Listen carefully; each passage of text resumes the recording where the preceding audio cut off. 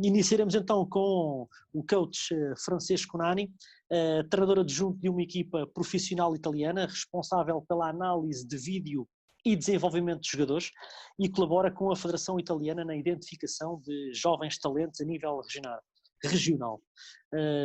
Good evening, Coach Francesco. Welcome to Good our evening. Boa noite. webinar. Boa noite. Perfect Portuguese. Yeah, So, not so much, but...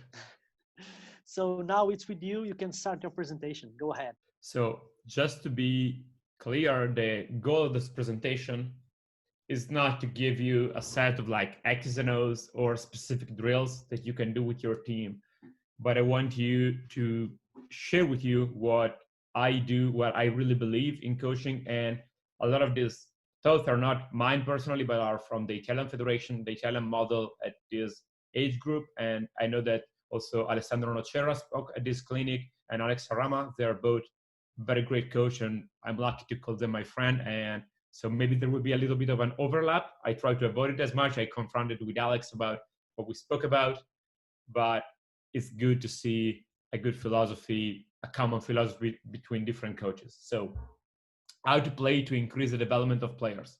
Because first of all, this is what we have to keep in mind, is that when we are coaching under 13, 14, 15, whatever, we for sure want to win games. We have to install in the players a desire to win games. It's important, but we want to create an environment where they can develop in the best way possible. So some guiding principle before any X's and O's. So teach the person, coach the person, and not the player. So this is especially with this age group, but not just this, with every age group. I think it's very important. We'll come back to this later. Relationship with mistakes is the part that is very, very important. I know that Freddie, for example, here is a teacher also in school, and you know guys that are in their teenage years, they often can be like really insecure. They can struggle with their self-confidence, and it's very important for us to help them achieve a good relationship with their mistakes. They will make mistakes. They will have to understand how to learn from it and not to be afraid of their mistakes. Sometimes they will need that in order to grow. You need to look for mistakes. You need to increase your level of performance at a high enough level, high enough frequency, for example, that you're going to commit mistakes. Let's speak about like a basic ball handling drills, for example. If you do it and you never turn the ball over, maybe it's not the right drill for you, or it's not the right speed of the same drill. Like I joke with my players, I can do the same drills that Chris Paul does, but I do it like 1/10% of the speed. And so the speed is the difference. And I need to be comfortable with making mistakes in front of my coach, in front of my teammates. Maybe if you have parents in the gym, in front of parents in the gym. And I have to know that mistakes is something that makes me grow, and I should not be scared of it. So this is what we say as a positive environment. I really believe in a positive like group of kids before a team.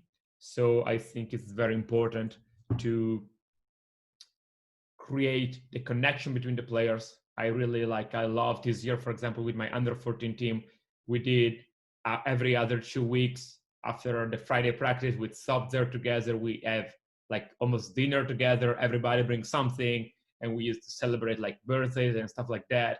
And I really think that it's not just because it's educational. I don't believe just in that. I think that really, if you have a positive environment with your teammates, your learning will be much, much better. So we will speak about this later, idea behind any goal, offense and defense. So why do we set some specific goals? And this is the more scientific part. I know that Alex spoke about this when he spoke about like games approach. And I think is the hardest part is to find that sometimes as to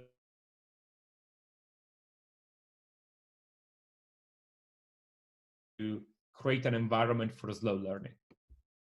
So regarding the first 2 points, so I think this is very important. Your skill should not determine your value in the group. And I think sometimes in every team of young players especially, like the boss of the group is one of the more talented kids. I've never seen a group of kids where the really loud voice in the locker room is a player who don't play. This maybe happen with professional team with like some veteran old guide, but it doesn't happen with the young players. So in part it's natural, but we have to show that to them and to create an environment where your value is not determined by your skill. And by every player has specific needs, I mean that we need to relation with them as person. And so, for example, like basic example, there is that kid that maybe has a problematic situation at home and his family does not follow him enough when he study. They're not pushing him to study, so he goes to school without his homework, for example. And we know to be like, I ask to my players every time to share their grade at school with me when they have like the test at the end of the year, the marks at the end of the year. I ask them to see. Obviously, it's not mandatory, like it's private for privacy reason, but I like to know how they're going in school. But maybe there is another type of player that has a lot of pressure about school from his family. And what we want is to have a different approach. I won't go to that player saying, oh, you studied today, like, did you do all your homework? I will be more relaxed. I will ask him like, how is going with life? Is he enjoying? And other different type of questions. But I try every day to have a, like, let's say I have 15 kids in the gym. I try to have a personal connection, even just, hi, how are you doing? How is your family, your sister, your father, with every player, every day with every player. I really believe in this also with the professional team. And, this about the relation with mistakes is what we spoke about before. And I think it's very important. And we as coaches, sometimes we know that mistakes is positive because it's encourage a player to be better the next time. Without mistakes, there won't be any learning. But sometimes our emotion and our way of approach the mistakes is not as it should be. Let's say it this way. So any goal that we set, today we speak about offense, but also on defense, should not be too challenging or too easy. I'll make you an example about this. 5 years ago, my team was under a 14 team was playing against one of the top team in the nation. And they have this amazing prospect. I won't say his name, but he played in the Italian national team on that age group. And he was already like 2 meters and 4. Like he was enormous. And I didn't have any big men. And so I have like guards of like 180, 185. And their team, they were pressing full court, man-to-man all the time. And he was getting beaten by his guard because he was guarding somebody so much faster than him all the time. And he was getting frustrated. He was getting benched. And the coach was yelling at him, oh, you have to play harder, play better defense. I don't know exactly what he was telling to them. And I think this is a good example of a goal that in that specific moment was too challenging for him. It was just frustrating. It was not helpful for the development of the kid. I'm not saying, oh, he's told you need to be in the paint all the time. Obviously, don't get me wrong. But what I'm saying is that, and we'll come back to this, but you need to create goals that can be hard, but doable for all the players. If they say to me as a player, oh, you need to play hard on defense, I would have tried. If they told me, you have to score 5 threes every game, I would have not tried because I was terrible at shooting threes. Okay. So the second point is like create a self-expectancy and desire to improve. I really do believe in drills, especially in a warm-up phase where players are the coach of themselves. Like we have to teach them the cues that they have to recognize. Let's say that we are speaking about shooting. They have to say, okay, if the ball is not spinning, if the ball is spinning maybe in this way, there is something wrong. And now we need to focus. And so the ball gives me a feedback, and now I have to give an intrinsic feedback with myself to see what am I doing wrong. If all my mistakes are like left or right, I have to understand that maybe I'm not aligned in the right way. And I really believe that this can be achieved also with young players. I'm a huge believer in this, not by forcing them, but by really creating an environment where they want to get better. And the last point is like coaching that looks for transfer and retention. So I know that Alex spoke about this. Transfer is basically the idea that what I do in practice, transfer as best as possible in a game environment. So let's say that I do like dribbling drills, ball handling drills, where I don't get any visual cue. I don't have to react to anything. I just dribble the ball as hard as possible. I'm not a huge fan of these drills, but you can do some of those in some parts of practice. But I also think that you need to achieve the higher transfer as possible. So transfer is something that you get by doing stuff with the real defense. You do it by adding read to the players, and we will go much more deep about that. So this is a graph that I really like. Learning is not like this. Learning does not look like this, but learning it's messy, it's chaotic. Sometimes you have setbacks, and sometimes in the end, hopefully you'll go up. So now, the main focus of the presentation will be a system for our players. So when we speak about a system, what do we mean? A system is something that helps our player to make decision and solve problem within structure. Sorry, I didn't want to read that, but what we're saying is that, I'll make this example of the chess player, as I said here, to remind myself. This is a scientific experiment that they did. So they put the chess piece down on a chessboard, and they ask to a professional chess player and to a random guy from the street who is not playing professional chess to remember it in like 30 seconds and write it down. And the chess player obviously had a much better memory of those pieces. And so what they start to investigate is, okay, maybe to be a great chess player, you need to have a great visual memory. But they found out that if they put the piece in the chessboard, not in a logic way, not in a way where the piece can be during a game, but like randomly, scramble, not in a realistic way, their memory was exactly the same as a normal player, not a professional one. So what does this mean? Sorry for the long interruption, but I think it's a funny story. The problem is that basketball players don't learn by just in a complete chaotic environment, but they have to understand some specific cues that they have to read and recognize in different situations, in different circumstances. So if we have a spacing, like a basic spacing, later I will speak about a 5-out spacing, it's much easier for them, the players, to recognize, okay, so this is a spacing, okay, I have that spot is empty, should be filled, or that spot is filled, so I can do these other things. And there is our options. And it's not a memory thing, but it's about being able to have freedom, but not in a complete chaos organization. If you have played pickup basketball, you know exactly what I mean.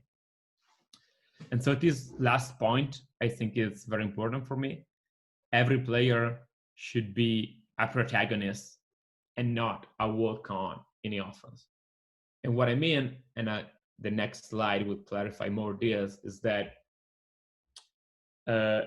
even players who are not able to affect the game with like maybe their like one-on-one skill or with their ability to shoot the ball, we want to create for them. Obviously, in practice, we want to help them being able to beat their man one-on-one, being able to shoot the ball better, but we want to give them an option. With some option, we will see what, to affect the game. Maybe they're not a good shooter, but they're smart. Maybe they're a good passer. Maybe they're simply like a huge body that will grow to be a good basketball player, but it's not yet. So we will have different options, and we will try to create an opportunity for everyone to be protagonists in the game. So let's get more to the specific actions that should be involved in our system. So now I get away from like the educational stuff, and I'm getting to be like very pragmatic. These are the things that a player should know when he gets to the pros.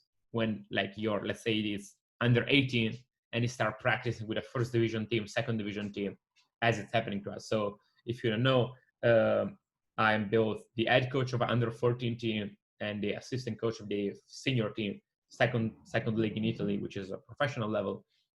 And it happened every time that player come to us. Maybe they're like the star of their under 18 team and they struggle because they don't know how to do, especially actually all of this stuff. Maybe they're good in their team because they're a great one-on-one player, but not in a dynamic way. They love to stop the ball and attacks. Or maybe they don't know how to play off the ball. And this is the most important, play off teammate action. And I don't mean it in a prescribed way. Okay, now my teammate is driving to the left, so I have to pull behind them, but simply reacting to what my defender is doing and to what my teammates is doing.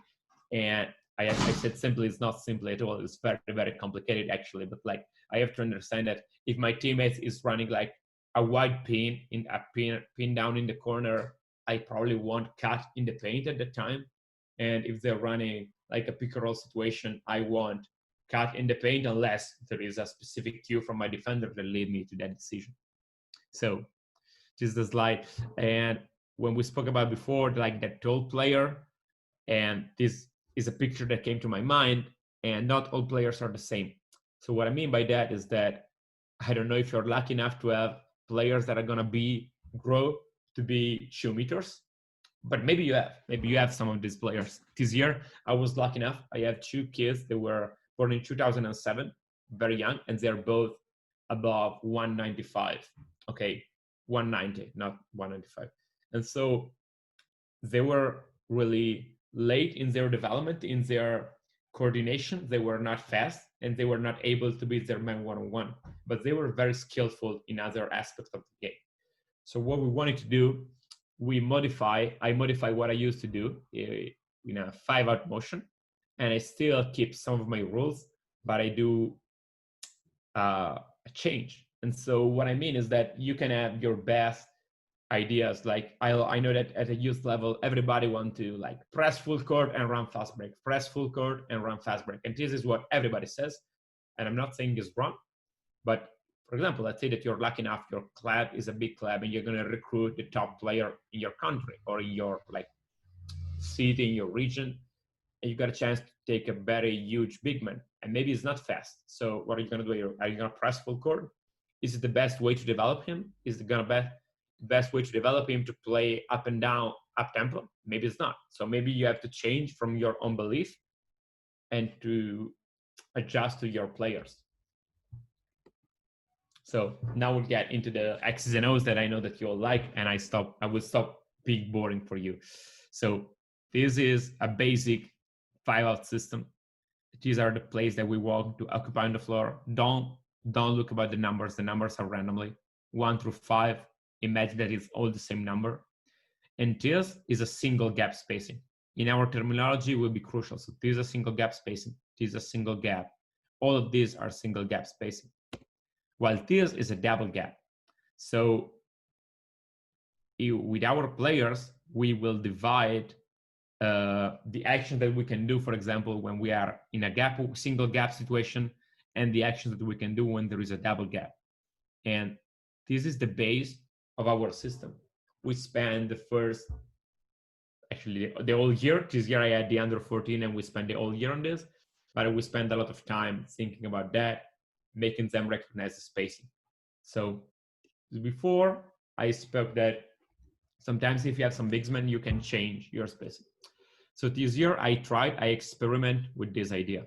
I said, okay, they're more confident playing close to the basket, but I still want to have my spacing, and I still don't like to have like a 4 out 1 in with like player here, 2 guards and 2 wings. I like this open spacing. So what we said is that, okay, if the players in the corner wants, the corner and all this baseline, this dunker spot is the same spot. But what it means is that if, let's say 4 is here, 2 should not be here. Like here you say 1 here, but because we imagine that 1 has just make a pass and cut away. We'll go back to that. So now 4, if 4 is here, 2 should be here, unless it's like cutting because there is something else going on. And so with this way, we want to help our players if they're not confident that they can beat their man here one-on-one, they will have the option to cut and to try to receive the ball here. What we try to incentivize in this moment is do not receive the ball here on the blocks. Do not like if you want to go deep, you want to go under the rim and then try to seal him and see what happens. If he stays in front of you, maybe we will play a triangle. We were pretty advanced in that stuff. But for example, I had other under 14 team in the previous year. We didn't have any big men, and we didn't work at all about this. We work on some other aspects of the game that I think were more important for that specific group. So what I want to tell you is that it's not my religion. It's something that we can change according to the players. And I think if you have good big men that are so rare, you need to think very carefully about how to develop them. So how to build it. I'm going a little bit faster than I expected. So this is very important. So in every possession, this is the steps that we want to take. So let's say that I have the ball in the wing. I have to recognize the spacing. So let's say that I have a single gap maybe with the man in the corner, and I have a double gap because somebody passed me the ball and cut with the other wing. So now I have options. I can play a single gap action. I can play a double gap action. I can play, we'll see what it is, like a triple gap. But the other thing that I have to recognize is the situation. So do I already have an advantage or I am neutral? Neutral, I mean that when I catch the ball, my defender is perfectly on balance in front of me and I have no options to attack immediately. While every time I catch the ball and my defender is not in a good position in front of me, maybe he's recovering, maybe he's doing a closeout, maybe he's being late, maybe it's too close to me and I can like rip through, cross step and go, or it's too far away from me and I can shoot. It's an advantage situation. And if I got an advantage situation, I don't want to play any specific action. I want to play from there. So let's say that I don't have any advantage. I'm neutral. And now I want to connect with my teammate.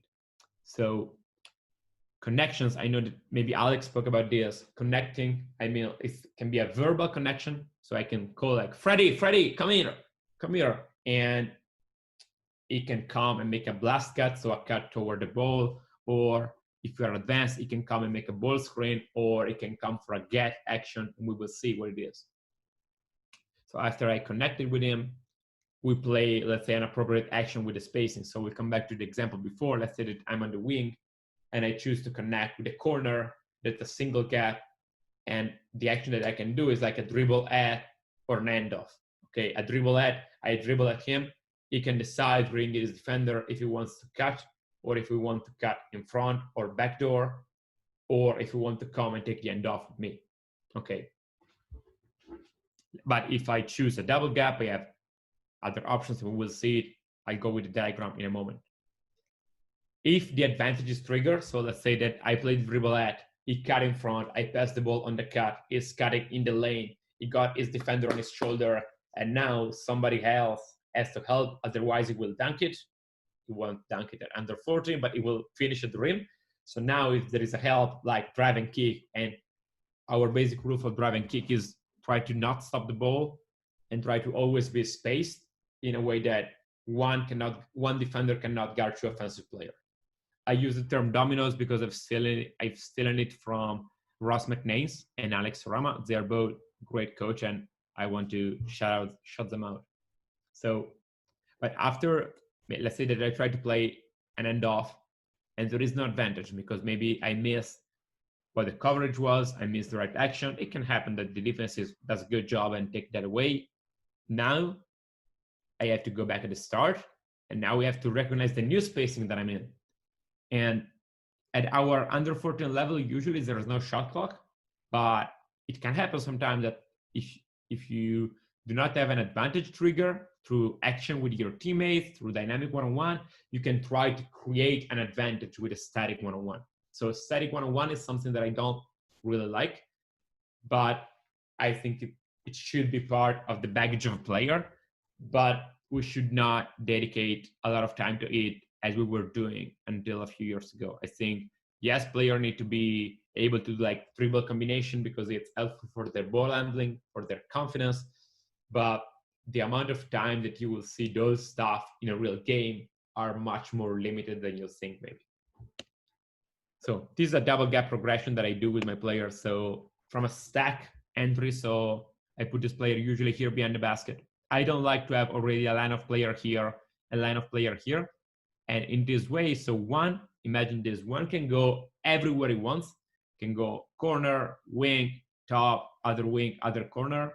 I like for them to speak when they go. So one will call like, okay, left wing, left wing, left wing, and he will run to the wing. And two, what we say to him is that you have to create a double gap. So if one goes here, it can only goes here. But if one goes here in the middle, it can go wherever corner it wants to. Okay, and two has to go in the right position. Okay, so this is what we do. So from here, we speak about connection. Usually, I know it's fake, but we let one go here and like continue to face like the sideline or the half court. When it turns, so it creates an eye connection, like a visual connection with Chu. Chu can start his blast cut. So a blast cut is a cut toward the ball. So now I usually start every time with guided defense. And with guided defense, we can have different level of read and of players. So usually here I start with 4, but they're very basic. So if the defense denies the pass, here it's a backdoor cut. I didn't draw it up to not put too many lines. If the defense is late here before the ball is starting, it's a front cut. While if X2 is here, so is in front of 2, but the ball is already started, he can decide to shade one shoulder or the other. He can decide to move a little bit more in one direction or the other. And so 2 will have 4 options: drive left, drive right, cut back door, cut in front. Okay, so I wrote them out, I wrote them down. Something else that we can do is decide for the defender to leave space.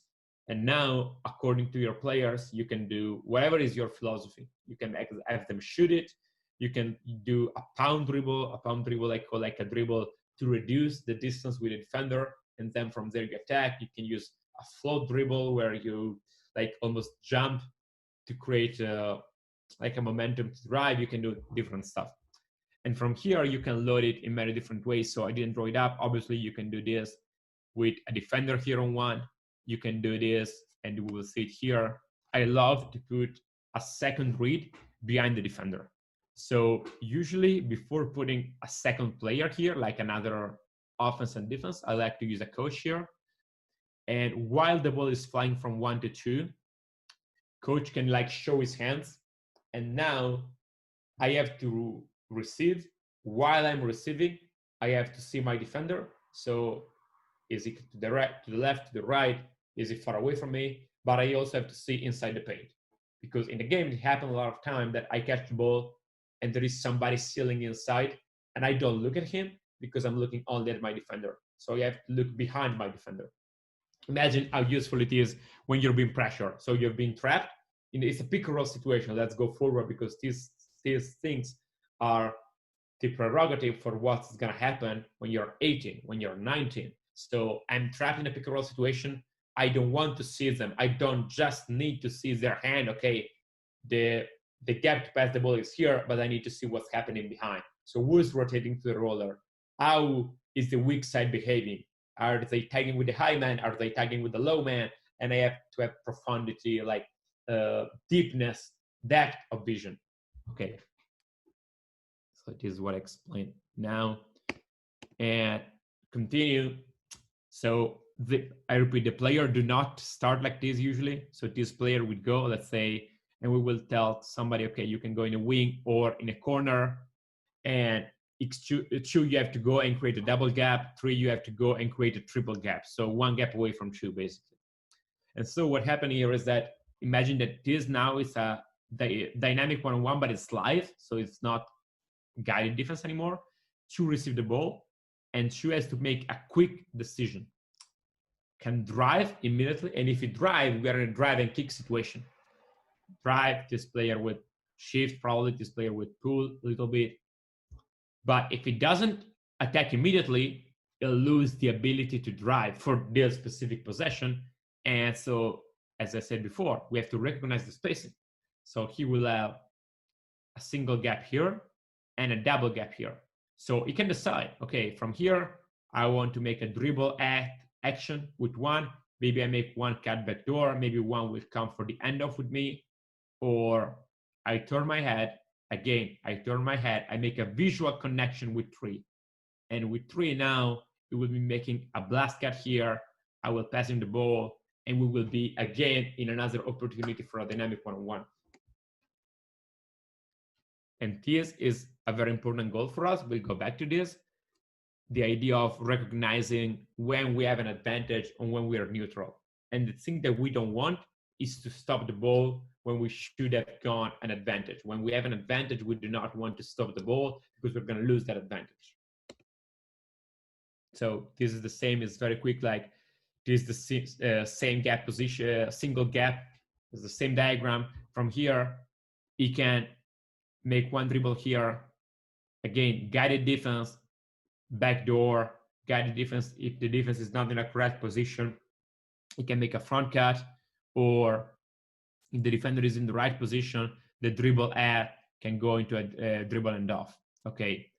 Or, as I said, as another example of load, okay, let's say that one goes here. Sometimes what you have him do is, okay, now one can decide if he's going to play this single gap action, or if from here he can run to the wing, and now we have a double gap. So players have to become fast with their mind to recognize different spacing. And so this is, let's say, a test of what we do. And we like to get to this step, a very random step, even when the player are not perfect. Okay, player won't be perfect. Player need to see their mistake. Player need to be comfortable with the mess, be comfortable with the randomness of the game. So from here, the players are like moving in a circle. The coach call a name of a specific player. They don't know who's going to be in offense, so don't care about like the X, or like I call, okay, Diogo, come out. And now the only limitation that they have is that they all have to go outside the 3-point line. And so they will have to be like, okay, maybe this will be a double gap. This will be a single gap.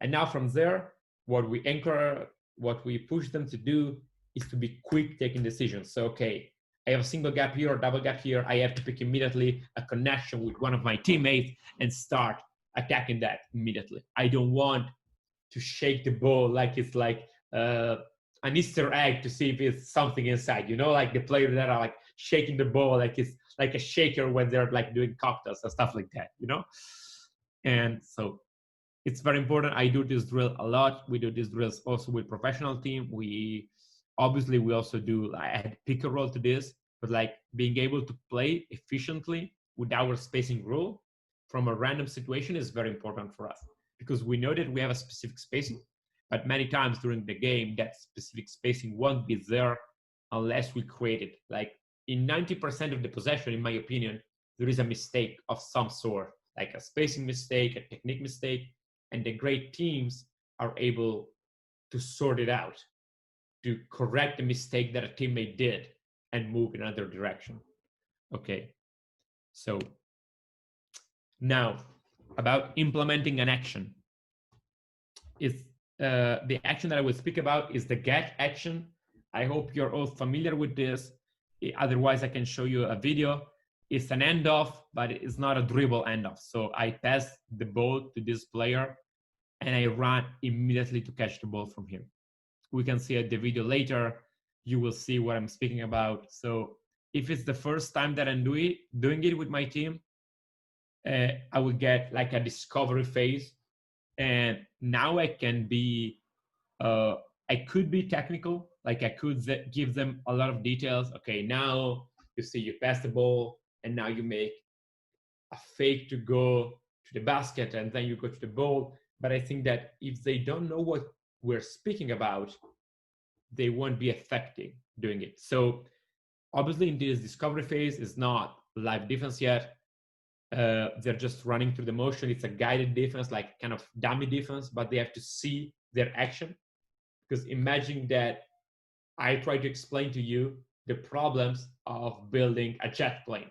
Okay, and I say, oh, remember, be careful when you're gonna build the main engine. Be aware of this particular problem. And you will look at me like I have no idea how does it work. So maybe you will have to discover it, not please by building a real jet plane, but you will have to discover it by studying the engine. Maybe you will have to see some engine, and later you will understand better when I told you, okay, pay attention when you're building the engine. This is a specific problem that you can find, but you can understand that only if you have an understanding of what the engine is. So in a get, I cannot tell you, oh, to set it up in the right way, or imagine that we're speaking about a pick roll, you have to set them up and you have to take one hard dribble away from the pick and then you cross over and you get into the pick, because they will execute it because you're telling them so, but they want a good understanding. They want to have the visualization ability to imagine their defender in front of them. You know what I mean? Okay. So from here, I go with guided defense almost immediately. And so pass, it's a 2-on-1. And usually the guided defense is, if the defense try to deny, I have a backdoor pass. If the defense is chasing me, I have two options. So if they're chasing very behind, I can receive the pass and drive. If the defense is really pushing me over, it's not a clean pass, it's not a good pass, I can wrap around Chu, and Chu can make a pivot foot and pass me the ball. I will have some example of that. Like, I can show you the video if you want. Obviously, I'm not allowed to show you the video of my team doing it. We were kind of good, not so good, but I could have some example of them, but it's not legal, obviously, for privacy reasons. But okay, coming back to us, what I like to do is do guided defense, then usually do a constrained defense. So with constraint, I said that I limit them. I take one option away from them. Usually in this situation, I forbid them to go under. Okay, so they can try to deny it, they can try to go over, they can try to really cancel, do not let him go to take the ball, but they are not allowed to go under. Okay, and this is helpful for the players. It's a good step, I think, to have between the guided and the live. So now we will have a second defender here. Again, we can use limitation. We can say, for example, oh, do not deny the pass initially. Or later we can say, okay, you can deny the pass. So now Chu will have to do a better job. Okay, he's denying me, backdoor. Or I try to engage him here right away. I try to seal. Now I create contact, and now I sprint here, so he won't be denying me. Okay, this is what we want. And also now I can add more layers to the read. I can go back to a guided defense. Imagine that they're switching now, and switching, you can only simulate it with two defenders. So why I like this action a lot is because when one is running, Chu can see on his inside shoulder X2, and if they're preparing to switch, as everybody does at the youth level, you can take a hard dribble and attack the rim. Okay, and it really kills the switch in a lot of options. So, but going back, why do I add this?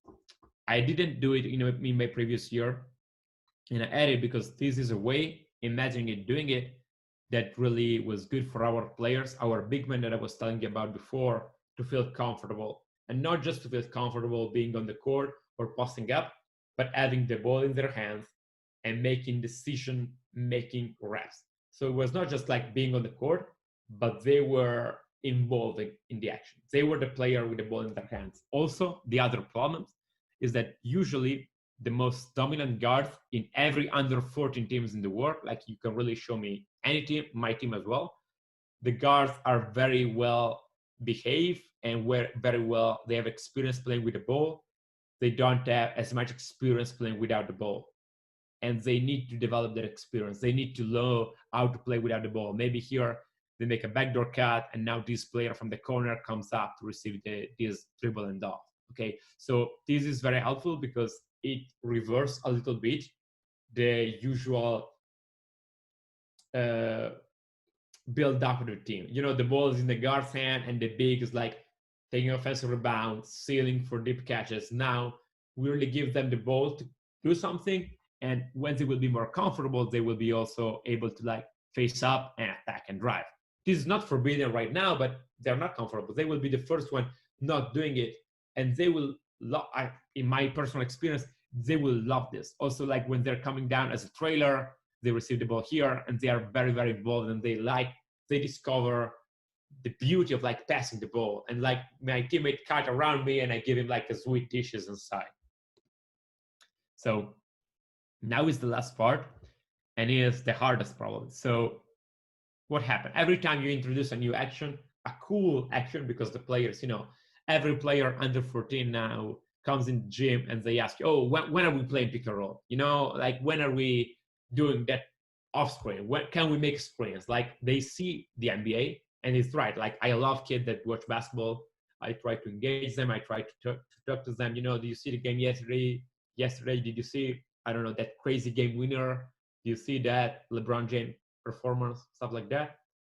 But they see the pick and roll. They see that it's crucial in the game. And so they're going to ask it. So every time you introduce an action, the risk is that you will lose all the other dynamic stuff that you did before, because they're going to be playing pick and roll all the time. And this is not something that we want. We want to have a good balance between this action and all the double gap, single gap, blast cut, interdynamic one-on-one that we had before. So the first step is, okay, now there is one. In this situation, we could start already in the spacing where we come up from below or from the half court. One has to make a connection. So one can make a connection with two.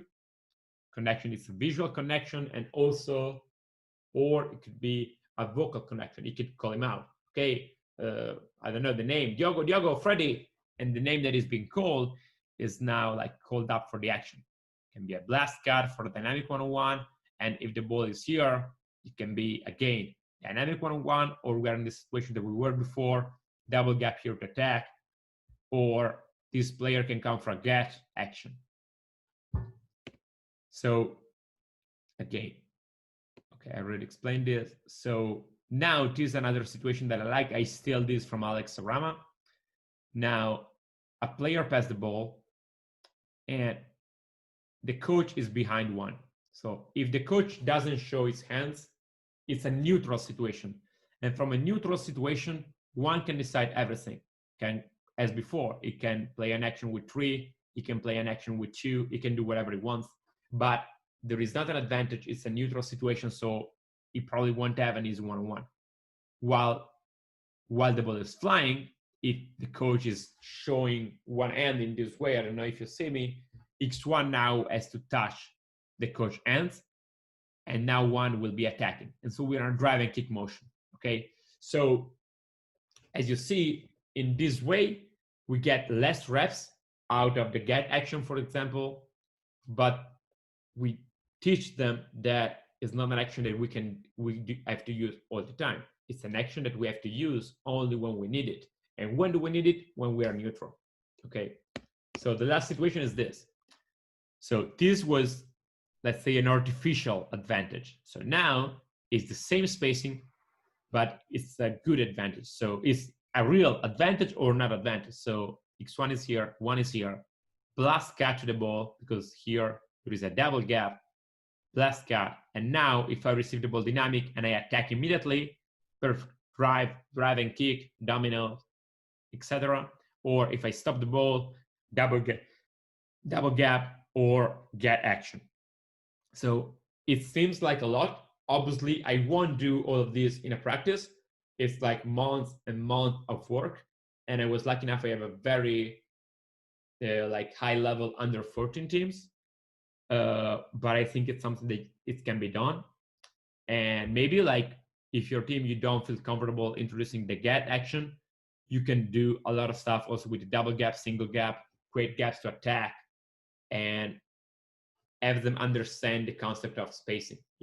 I think this is very important. So I was right in time. Thank you for your time.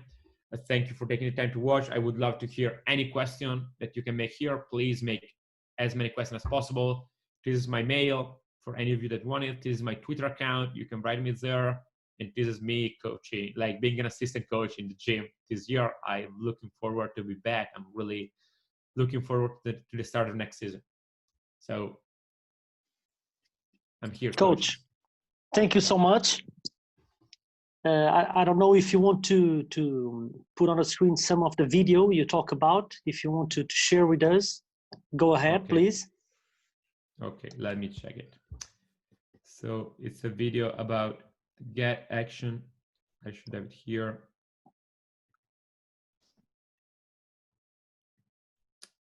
Okay. You can also find it on YouTube. It's a video that I made last year. It's mostly from Australia. Are you able to see my screen, right? Yeah. Okay.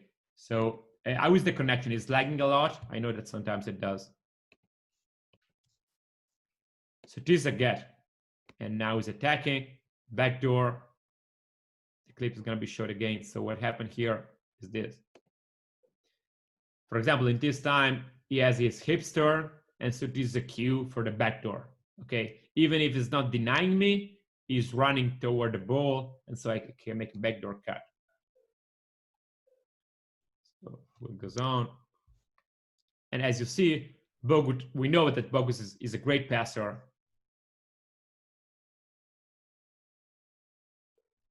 Okay, so here again, decision-making reps for the big. He decided not to end off the ball in the first time, but now he end off the ball in the second time. So imagine for a big man, for a young big man, how helpful can it be to do this? Now he's receiving the ball.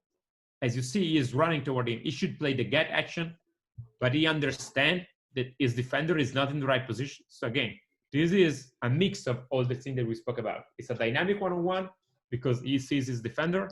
He was about to play the get, but he recognized his position and he attacks. This is the same clip I already explained to you. So look here. So get action, okay? Now, this is a 2-on-1 situation. And Bogut is able to score. Why? Because Ingles goes. Look at this guy here, Miles Turner. Now, he follows Ingles for a step because otherwise Ingles will be completely free and is not in front of Bogut for the easy floater.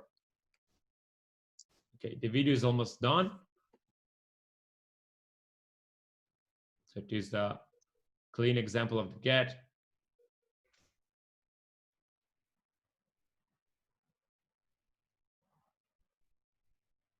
There is a last example that I really like. I think is this. So look, okay, here there should be a get action, but Mills decide to cut. And what we spoke about before, the ability for young guards to be effective off the ball. Look what he's doing here. He goes there and is clearly on purpose, is like bumping into Kemba Walker. And now Dellavedova is able to shoot free, to shoot open, because it's being active off the ball. So obviously, like Australia is the best team in the world at doing this. Like we won't be as good as them, but I think we can be really effective for our players, and we can really teach them a lot of stuff. We teach them to play this action, but you can also add other action.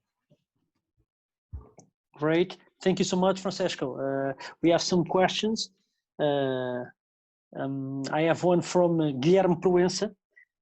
He's asking, in terms of progression, do you think we should teach first the dribble handoff or the get from the handoff? What your opinion, please? Okay, so I'm a fan of the get before the dribble handoff, and I try to explain why. I think it's personal. Like you don't have to agree with me. I think that the dribble handoff sometimes is just like I try to dribble and the player, let me phrase this correctly. It's very easy for the defense to switch, and all the reads that I have on a get during a dribble handoff are more complicated by the fact that the player with the ball in his hands is also dribbling. So for me, dribbling is easy. No, for me it's not, but for a professional player, it's easy. But if you're 14 and you have to make the same dribble, the same reads, if you're reading or not reading, it's much more easier to do it when you're not dribbling. Okay, you know what I mean? Because if I'm dribbling now, if it's a backdoor cut, for example, okay, now I have to give a backdoor pass off dribble maybe, or like catch it quickly and pass. Or if I have to punish the switch, I have to recognize it while I'm dribbling fast at you. And so maybe I won't be able to see that my defender is not with me. So this is a point. I also think that, especially if you don't have any big man. So the way that I like to introduce the dribble end-off is not by like, okay, now you go and do a dribble end-off, but it's like, okay, now you're driving, let's say to the left, and you're not able to beat your own man. Your own man is like kind of staying with you, but let's say the defender from the wing is helping, and now you're gonna, okay, I pass the ball to this player and I like almost accidentally bump into his defender and he's gonna have an open route to attack. I think it's better, it's much more intuitive for them. You're gonna make some offensive foul, it's great, but they need to understand that it's not something that you do just for the sake of it. You need to create an advantage for your teammates. Playing from the get, you think there's that idea of triple threat? So, okay, it is a very important question. So I think that if you receive the ball on the free throw line, first of all, I don't like them to be with their back to the basket. I like for them to be with their shoulder parallel to the sideline. Because from here, okay, imagine that you pass the ball here from me here, the basket is over there. On my inside shoulder, I can see my defender. And so if he's starting to switch, I can make a dribble. If I can see, if you're cutting back door, I have the easy pass. If you're like curling around me, I can make a pivot foot, pass the ball over there. And I don't like it to be completely turned around to the basket, because I think that if you're around from the basket, your defender is able to get into your space much more easier. While if I'm like here, okay, he can press me up, but like I can have the ball here. I can be more in control of what I'm doing. You know what I mean? If I face him, he can be really pressuring me, and I will be doing like this again. Okay. But obviously, sorry, I forget something. Go ahead. I think that obviously, as I'm more comfortable, like I catch the ball for a get, he's really being close to me. Okay, I dribble and I go to dunk. Like I am not, like the thing again, the get is into our dynamic stuff. If the defense is not neutral because it's pressuring me too much and they're giving me the option to drive, I will drive and dunk on them. Diogo Cunha asks us, at the age of under 14 and under 16, how do you choose between the gap action and the ball screen when you have a double gap? That's a great question, but Diogo can ask me those stuff in private. He's a friend of mine. No, but just kidding. So, no, I think that it's a very good question, and I don't have a very good answer. So I think that if you see also in the NBA sometimes is they're interchangeable. But what I believe is that, so in some situation you can have a player, let's say a screener, for example, that is not comfortable passing the ball. So maybe you don't like to throwing the ball and go with him, but like you want him to set a screen for you. Or the opposite, like if I'm being pressed, maybe I'm a great scorer, I'm a great athlete, but I'm not a great ball handler, and I'm being pressed. It's the same. He's coming to me, and now I can pass him the ball and run with him to play a get action. This year with our under 18, we have a player. He's a good athlete, and he was a terrible dribbler. We are working on his dribble, obviously, but in the game, he was feeling much more comfortable to pass the ball and run to the screen. So I didn't have a specific difference in my mind to say, okay, now here you play get, and here you play a ball screen. I would not play ball screen at under 14, actually. Maybe it is just me. But when you get, and you have both options, I think it's very personal based. Okay. Nuno Rodrigues stole my emergency question. I always have one question here ready if we have some problem. And he asked us, Nenad Trukic, it's a Serbian coach, coaching Iran. Today talk us about young basketball is getting full of readings and tactics. Do you think that it is essential that fundamentals become the key to reach these readings? Yeah, so let me make a point. So there is a difference in, I mean, at least this is my lexicon is not like I used to say, so tactical is a decision made in the moment. And I think it's good. It's something that we want our player to have a tactical ability.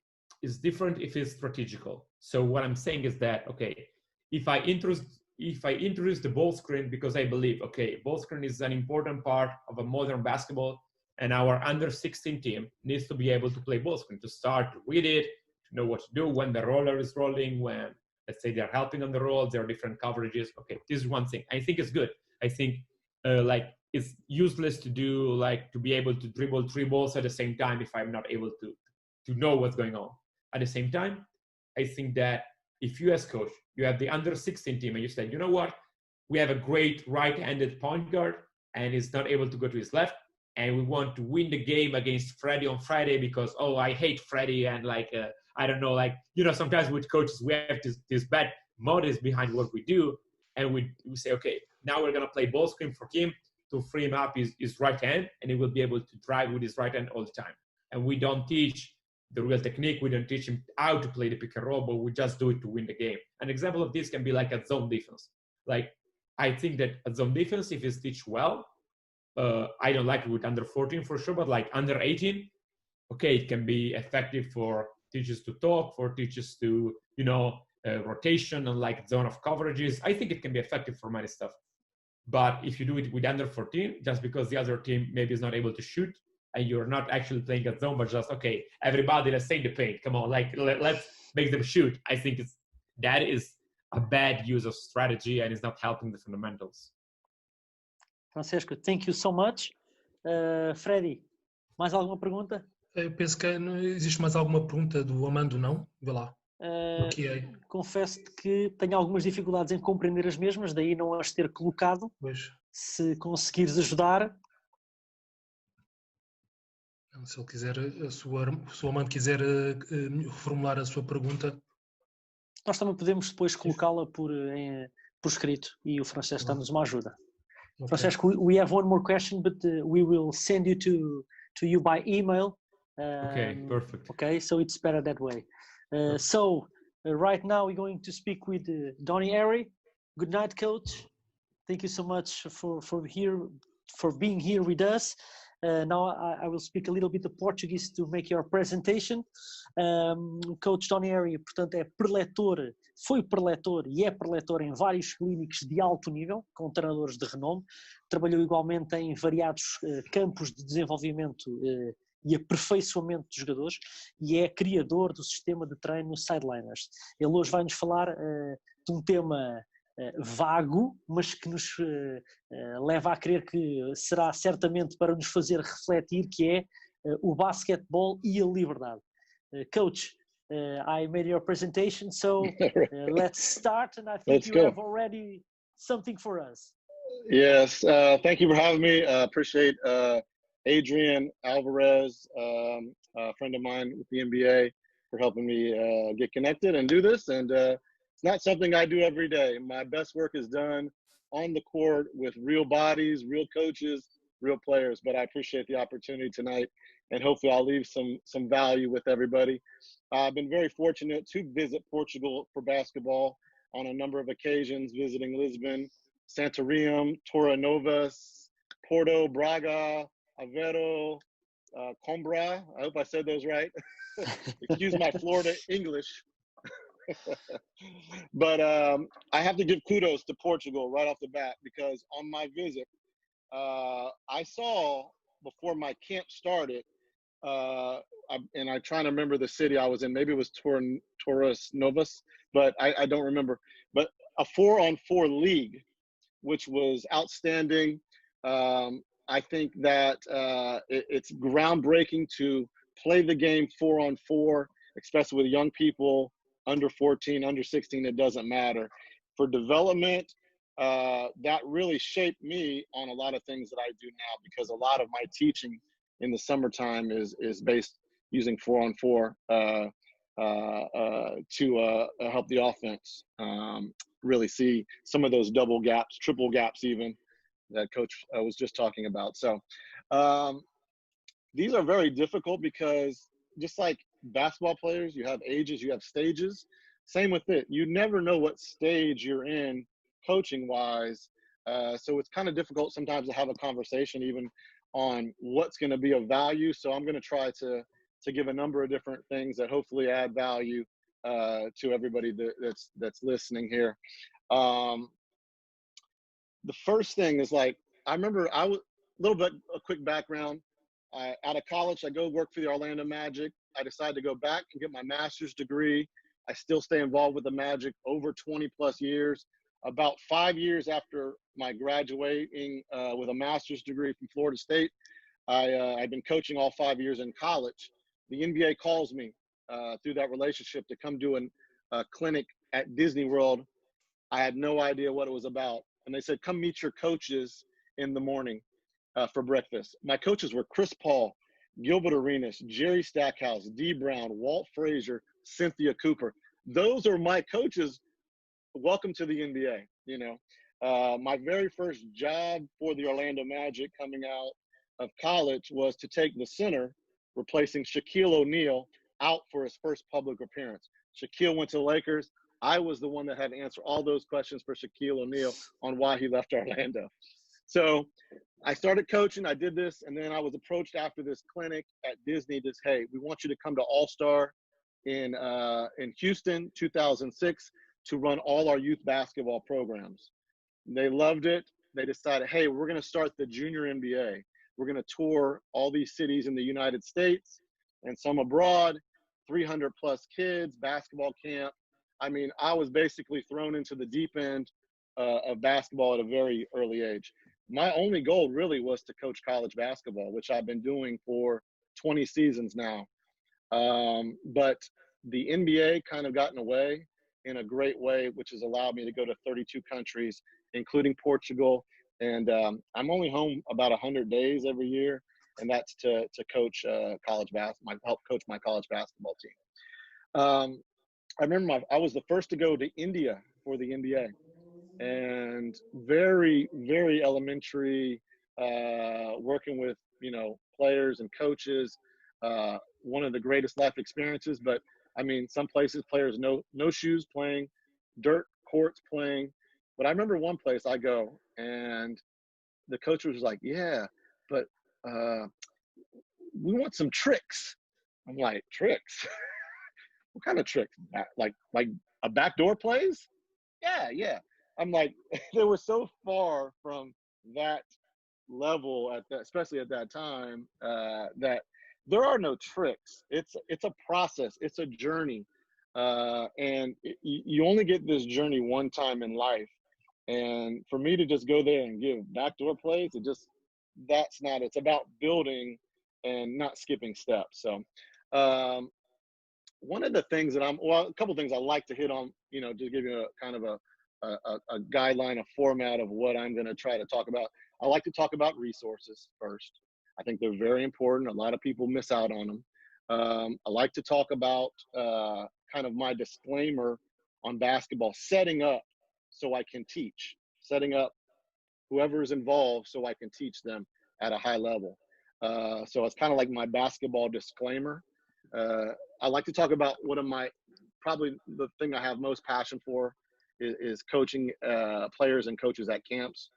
And then what I've done, my Mona Lisa, the thing that I've given, I think, the most back to basketball.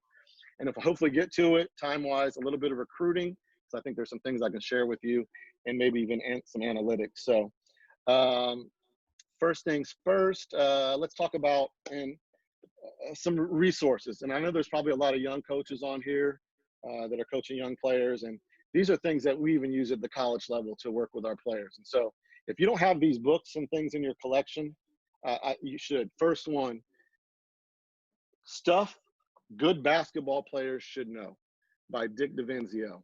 There's 3 books from DeVinzio. When I was a young player, if you've heard of PGC, Point Guard College, PGC, this is the founder of that. When I went to his camp, it was called Prep Stars in North Carolina, and it was the precursor to Point Guard College, PGC. The greatest thing about these books, these 3 that I'm going to show you, is that you can share those with your team. Or if some issue comes up with your team, you can go and read that book or that chapter with your team and try to make them smarter. Things that good basketball players should know. The second one that kind of follows it is called Running the Show by Dick DeVinzio, Running the Show. Some coaches will have these books. Some coaches have never seen these books. I'm always amazed at the coaches that have never seen these books. And then the third one by Dick DeVinzio, Think Like a Champion. These are all geared to coaches who coach young teams or college teams or high school teams, all the way up to pros. There's pros that don't know these values that are in these books. Another one for you real quick. I love sharing resources because this is how you learn. The Old Man in the Gym. It's almost like I wrote this book. There's so many things that I like to teach that this person put into words that it's such a good read. Not a very big book to read, but very valuable. Book that Steve Kerr gives to all his players, a lot of coaches give to all their players, is The Inner Game of Tennis. There's so much going on with the mental game with basketball these days and players that if you don't have any kind of like resources on where to start, this book right here. And all you have to do is substitute tennis, just substitute it with basketball. And it'll make a lot of sense to you. It's a very easy read. I read it in one day. It was that important. And it's kind of spurred my interest in that. So another book we'll maybe talk about at the end, Basketball on Paper, the very free first book on basketball analytics. And we'll hopefully get to a couple of things that I have that my team uses as far as analytics, because I think they'll help you. So those are some of my book resources. Now, this right here is probably one of the most valuable tools I use at practice right here. If you don't know what it is, it's just a clicker. It's just a counter. Offense, defense, home team, whatever you need to count. Points per possession, possessions. This tool right here creates so much competitiveness, and you just walk around it with your hand. You can keep it, plus minus games, things that will allow you to make any drill, any practice, anything you do competitive. It's a great tool. I use it all the time. I usually go, when I come to the camp, I give them to the other coaches because they're going to need this. And I know they won't have it. They're going to need this. Shot clock. Like, tempo is so important to me. I try to move quickly. I try to move fast. When we get something, my coach told me this one time, and I thought it was kind of cool. He said, sometimes I come to you, Donnie, for a sip of water, and you put a hose down my throat. And so, but I just want to give value. It's just part of who I am. This right here, it's not a watch. It's not a stopwatch. It's a shot clock for me. What it really is a cooking timer. But what I love about it is you can quickly reset back to 24 seconds or 10 seconds or whatever you need on your clock. You can walk it around and make your drills move that much quicker. Every single action, there is a shot clock, which makes things more competitive. This is one of my favorite tools here besides the clicker. I don't know how many coaches I see all over the world. I've been to 32 countries. They don't use a whistle. If you don't use a whistle, that means you're yelling at players a lot more to stop. And although I would like to subscribe to the fact that we're not really yelling at you, we're just coaches that talk loud. Get you a whistle, use a whistle. I can't believe how many coaches at every level that I've seen, they never use a whistle. You got it, like, it just makes things so much better. So, and then the last thing I'll share with you here, all around the world, games that I've attended, no matter what level, to see people, coaches just sitting there, especially assistant coaches sitting there, and not have something that they are charting is always amazing to me. This is a game chart that over the 20 years that I've coached college basketball has got redefined and redefined and redefined so many times. Things that you need to get to your head coach in a split second. Things that you can develop and see a trend at. Free throws made, free throws missed. Percentages really quickly of shooters, what they shoot from the three, what they shoot from the free throw, who to foul, second chance points, deflections, timeouts, possession arrows, fouls for both teams.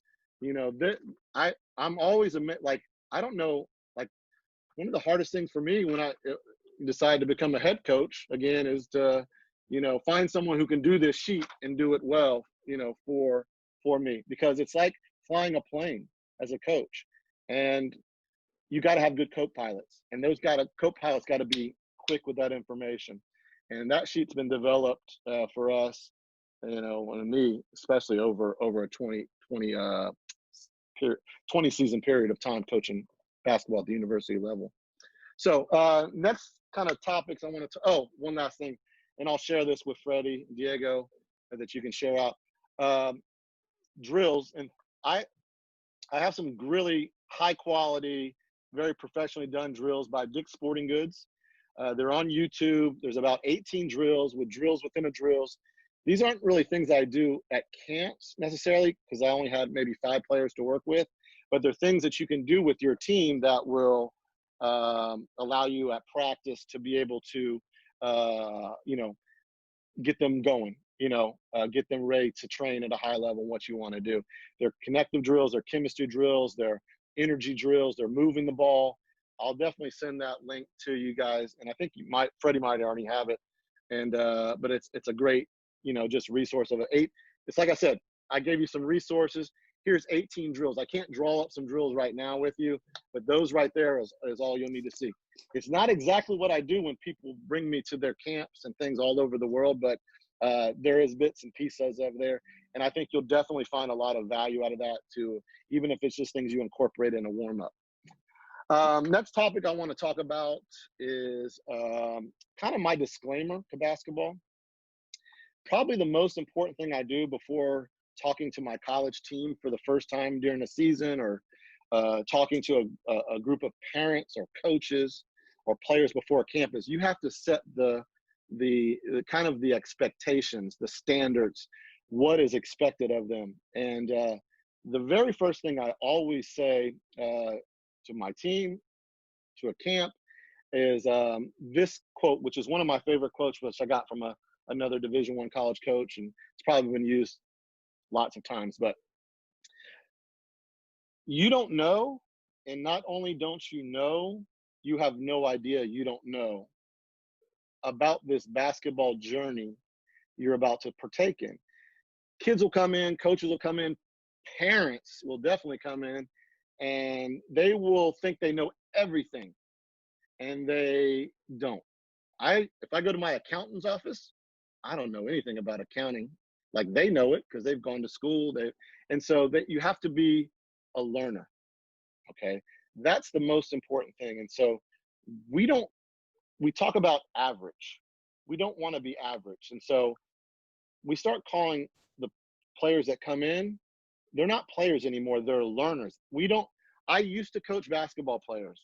I don't coach basketball players anymore. I only coach learners. That's it. I don't coach basketball players. Basketball players is average. Everybody's a basketball player. You're a basketball player. I coach learners. And within those learners, we try to create not a team, because that's average. Everybody's got a team. Everybody plays on a team. We're gonna try to build a leadership factory. That's what it takes to make everybody become a better learner, and kind of have a cohesion to what you're trying to accomplish, your goals, the expectations. We don't call it a gym anymore. Everybody goes to the gym. Everybody plays. No, it is an improvement center. When they walk in those doors, when they walk in those lines, it's not social hour. It is an improvement center. Get in, get your work done, and get out and go do life. Go do life. We want you to come in there and be a learner and take as much as you can in that time. Time is valuable. Time moves fast. And so that's where we do our work, is in our improvement center. And as we call ourselves coaches, but at the end of the day, we're teachers. We got to transfer the learning to these young people. How do we do that? We try to create atmosphere with our words, so people, gravitate to what you're saying. A strong economy of words, so your words can give players confidence. All right, your words can give them confidence, and so we try to create a strong economy of words. This is my question. I have Freddie come in and try to answer this, and I asked this question to NBA players, NBA coaches, college coaches, people don't have a good answer to this question. And here's the question, and Freddie, maybe you can jump in and try to give me your answer. What is your definition of basketball?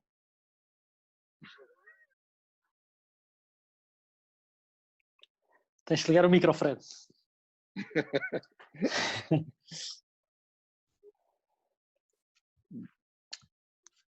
For me, Is he it's thinking of, oh, yeah, there you go. for me, it's a way of life. Basketball, it's a way of life. Okay, good. That answer is probably one of the number one answers that is given. But I want to be more specific. And stay on, Freddie, because I'll ask you one more question. Okay. My definition of basketball is this, very simple. Basketball is a game where if I pass you the ball, I have the trust, the ultimate human currency, trust, better than money. Trust is better than money. Basketball is a game where if I pass you the ball, I have the trust that you will pass it back to me if I have a better shot. Now players know what makes me happy, and they'll try to do things on the court that make me happy because now they know my definition. I guarantee you a lot of coaches that are watching this right now, most coaches, their players have no idea what their definition is of basketball because they have no idea what that definition of basketball. And then so we've captured the players. We've captured their attention, or the parents, because understand, we might be talking to the parents too during this particular time. And then we'll do things like, okay, let's go back to our definition of you don't have any idea that you don't know about this journey. Freddie, what does NBA stand for? What does NBA stand for?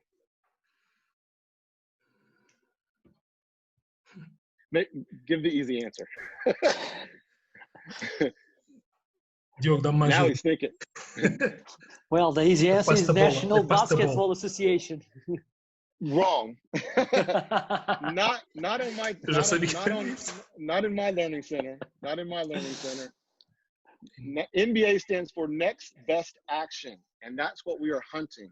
And so my definition, some of these key new phrases, they become these things that players are now trying to, I need to make coach happy. This is what makes him happy. This is why he likes to coach us, because these are things that are important to him. So thank you, Freddie. I appreciate you being part of my lecture on that. So the economy of words, strong economy. One of the things that we'll do is change their mindset. And I'll say next thing, hey, guys, who here is a point guard? Who is a shooting guard? Who is a small forward? Who is a power forward, center? They'll all raise their hands on their position. Well, on my team, we have two positions. We have pushers and we have runners. Pushers of the basketball and runners. People that don't have the ball and they're going to run and try to win the race down the court. You only have to make two positions on my team, pushers or runners. And guess what? At the very beginning, I don't trust them as pushers because I don't trust them dribbling the ball more than one or two times. And if they're, and so as coaches, as teachers, we become the pushers on some drills to show them the expectations of the pusher and then try to integrate them into that one position. Until then, everybody's a runner, running the wings, running the lanes, the slots, rim running to the dunker spot, whatever it is. So, so that's the, kind of one of those economy of words things. We like to talk about fun, focus, and freedom. Fun being the competitiveness that we try to instill in every single thing we do. Not one thing doesn't come with some type of competitive spirit or competition. And it brings out the best in players. Freddie asked me what my speech was for this particular webinar, and I said basketball freedom. I mean, that's the thing that's got me here in front of you today, is that the coaches that brought me along gave me so much freedom to coach. They said, go over there. When I work for the Magic, go over there, do your thing. We trust you. The ultimate human currency. I've been free to travel the world. You know, I don't have to ask anybody to go. If someone asks me, I'm gone. Um, and then so fun, freedom, and focus. You know, those are the things that, you know, we try to catch their attention with, because you're competing. Your competition isn't the guy next to you. It's these cell phones. That's your competition. The Xboxes, you know, high def TVs, doing other things. You know, that's your competition. And so we try to capture them. We have to really get their attention and let them know that this is something that is going to be worth their time, because time is very precious, even for young people these days. We get them to energize their coaches, because that's their main job. Coaches shouldn't be always energizing the players. The players have to energize the coaches. And then we try to make them understand if they really want to play this game. And Greg Popovich, I believe, was the one who said this: there's only 3 types of people in this world: piano players, piano fixers, and piano movers. Piano. Okay. So piano players, you can say, are people that have the talent to do whatever the job is, which playing a piano is, got to have some talent. Piano fixers are the ones when the piano breaks, you got to use your mind and figure it out and see if you can't get it back ready for the piano players. And then other people are just, hey, I'm just going to move the piano on stage, off stage for the concert. I just want to move things. And so you start to relate that with basketball players, and they, you know, they start to, maybe I got to work harder at what I do, because I want to be a piano player. I don't want to be a piano mover. I don't want to, maybe one day I'll be a coach and be a piano fixer, but, you know, right now I got to work harder. I need to be that talent, that piano player. And then we try to put them in things that, you know, they don't just do the drill. I go to so many places and they're just going through the motions, doing the drill. The things that we put them in impact the drill. And if we don't see them impacting the drill, we stop it and we talk about it. And then we try to make them see other people impacting the drill much, much better, because you got to have an impact. Core values, this is important, like I said, not just to tell your players, but to tell your parents, other coaches. This is the values that I think make you a valuable person, no matter what team you're on. Under 14, under 8, college, high school, FIBA, you know, national teams, NBA teams. These 8 core values are things that I think are very important to any team. And so we don't even just make these known. We give awards based on players that can do this at the highest level. The first one is defensive habits. We talk about defense. We talk about being in boxer stances, no splits, no baseline, ball pressure, takeaway vision, whatever our defensive, you know, messaging is, or things that we teach. You know, we're gonna identify that. Are you staying in those habits? Or are you drifting from them? Second one is shot selection. Wow, we go through different other lectures that we talk about, you know, what is a good shot, what is a bad shot. I'm not going to go into that today, but just understand this: poor shot selection can really destroy a player's IQ. It really makes you look bad. And so I don't want to make the players that I work with look bad. And so we really, really talk about what is a good shot, and rate it even, and have a, you know, whole rating system. Limit your turnovers.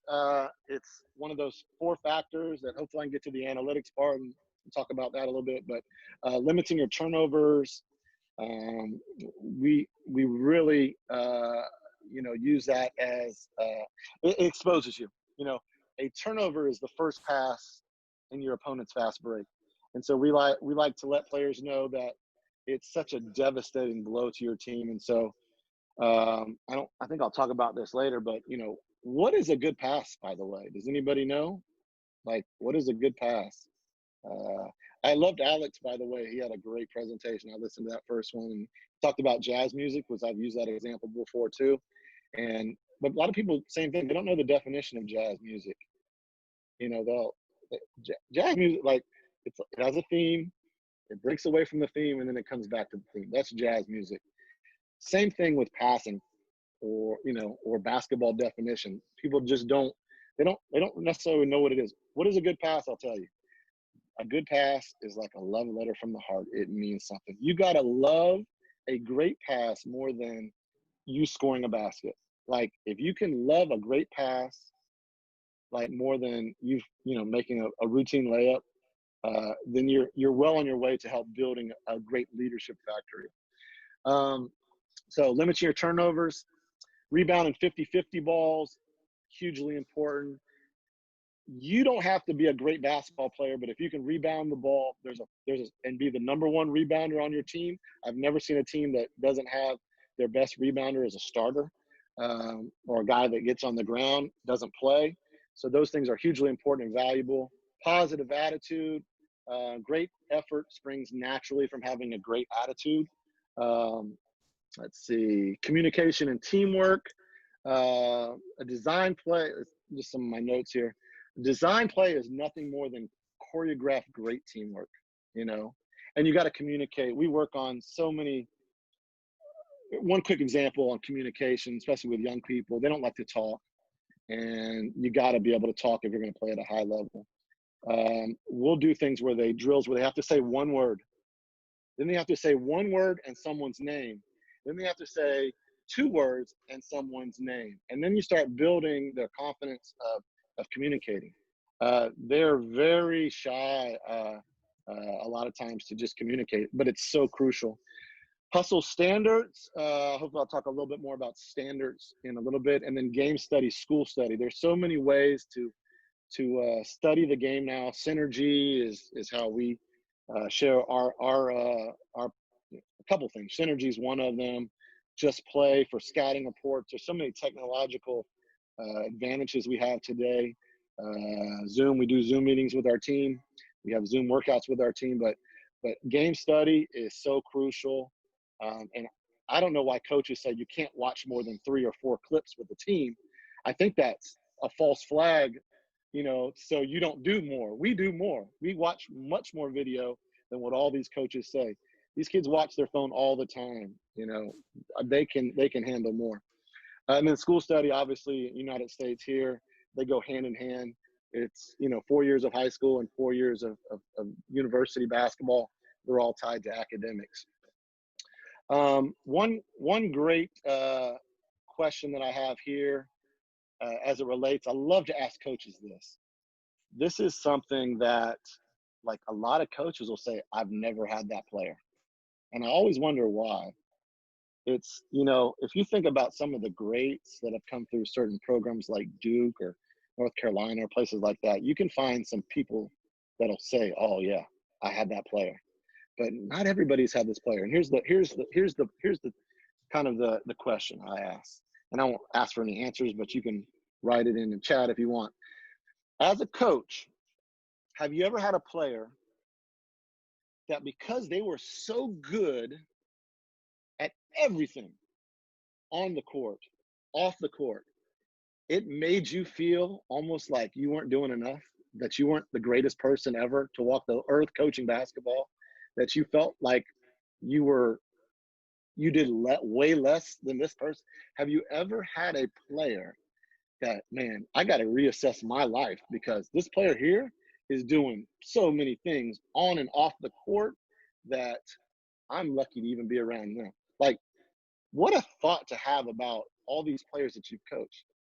I've had 1 or 2 close, but I can't say that I'm still not their mentor. I'm talking about a player that you coach, that all of a sudden that player rises to a level where they become your mentor almost. Think about that. That's a thought that I love to share with people and think about it, because this basketball thing is amazing. It leads to so many life successes. I never thought I would be able to go around to 32 different countries. No worries. A lot of times you're always going to be relevant. I always feel like I'll have a job in basketball because of what I've done so far.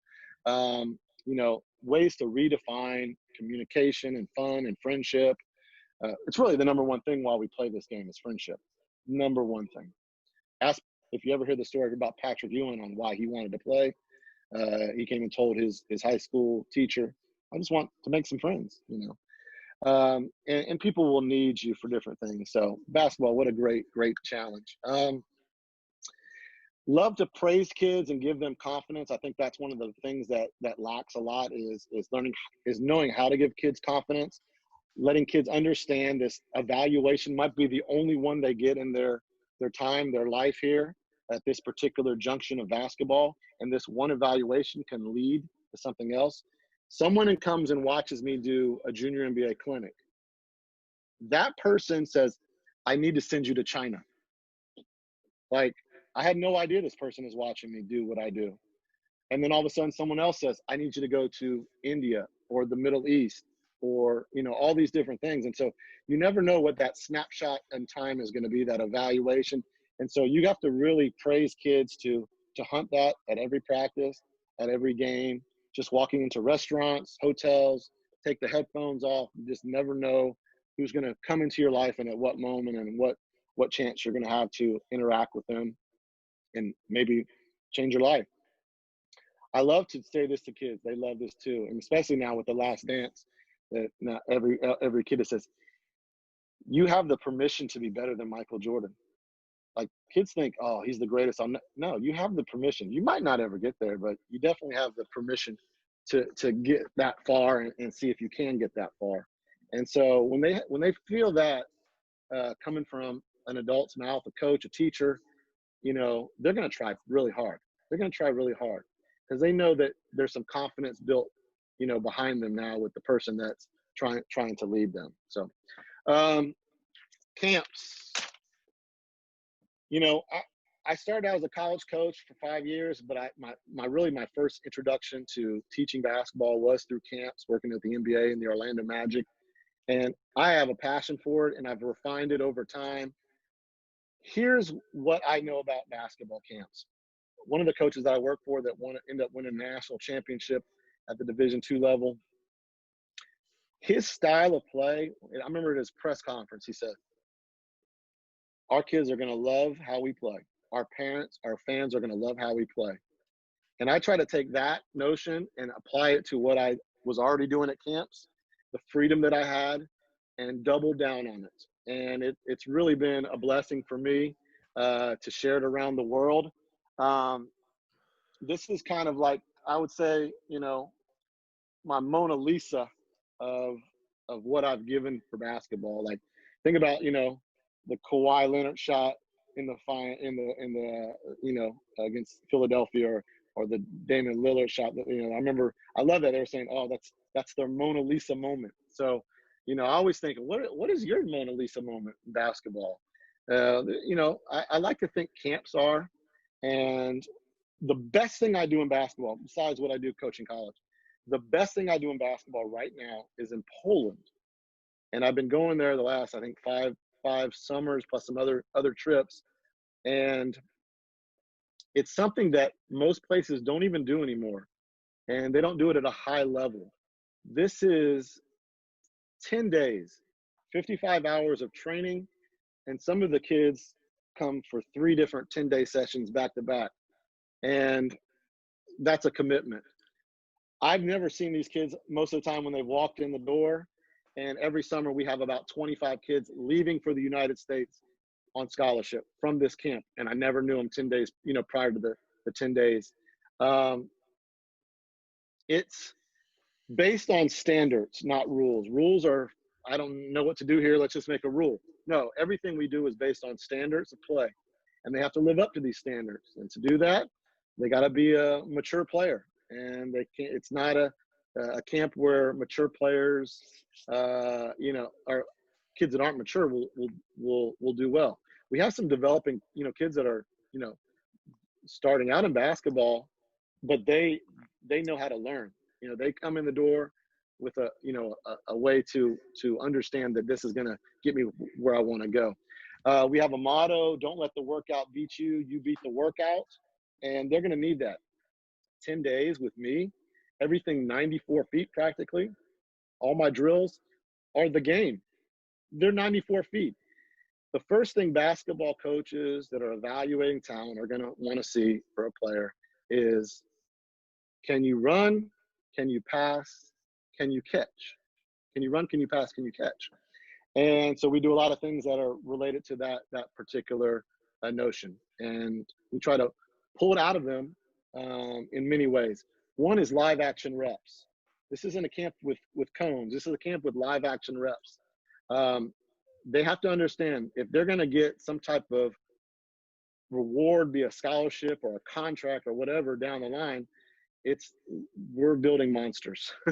We're not building robots, we're building monsters, because that's really what it takes to compete at the level you think you're trying to get to, and the ones you don't even know you're trying to get to yet. So it's 9 days of standards. The last day is a FIBA game, and that's where the rules come in, with referees, and we have to transfer those standards that we did for 9 days to that rules-based game that we do on the last day. And it's really not my favorite day. I'll talk about that here in maybe another note here in a minute, but the rules really limit you, and I create this freedom of standards and how you play that makes kids, I think, re-love basketball, because a lot of them walk in there and they don't really like basketball. And I recreate their fun for them, and I think they like basketball again. The reason why you play, it's the closest thing to playing at the park with no adults, but we do have adults there. We have coaches, and we put them in those situations. Every podcast back here in the States talks about, kids don't play at the parks anymore. They don't go outside. And this brings you closer to that, and it redefines that fun again for them. Kind of like a structure for it is, after we set the standards, that are going to be in place for this particular camp, we try to connect everybody, build a culture within everybody that's actually, there to work. We work as pairs, we work as teammates. We don't do this alone. We always do it together. And then as soon as we kind of, set that precedence, I throw them into the deep end, right into competition, right into the deep end. You got to swim right away, because this is the game. This is basketball. Right into that competition. One of my favorite. I love this movie, The Matrix, and if you watched it, you'll know the part where he's trying to program Neo, and he says, "These are basic programs. Let's go right to kung fu or jiu-jitsu." Right in the movie. Like let's just go to one of the hardest disciplines in the world. Right away. Well, that's me. I just try to throw you right in the deep end. From there, we try to build chemistry drills, things that connect players to that run, pass, catch mentality, working together. And those are all competitive. I never do a passing drill. There's not a competition involved with it.